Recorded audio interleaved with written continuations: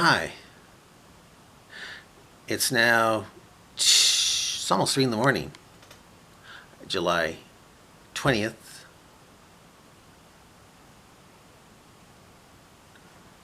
2019. It's the 50th anniversary of the first man on the moon, which I saw all those years ago. I was a kid watching it, and I was very impressed. Uh, there was back then Texaco gas station was called Texaco. They had these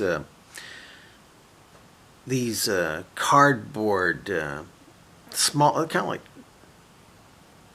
what you could do is you could press out uh, shapes and make lunar rovers, and there'd be a little opening. You put a string in it and you could swing them around. They didn't last. I must have made about 10 of them. Loved it, but I was a kid. I should have kept a few of those. They would have been collector's items. But oh well.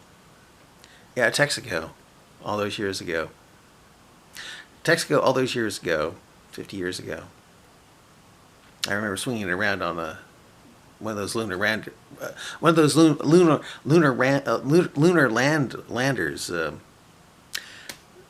out on the lawn. Yeah. But anyway,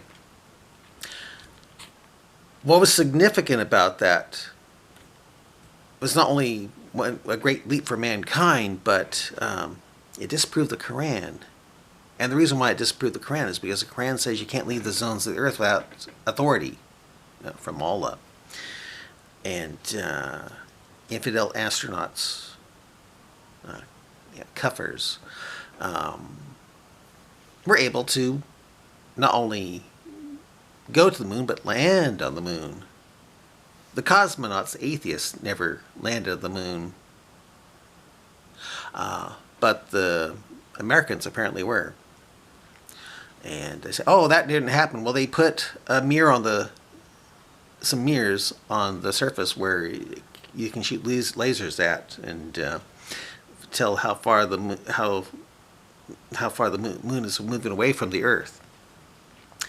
I remember seeing that set up, and they talk about how it's still in use today. So, yeah, we did go to the moon. Yeah, I believe it.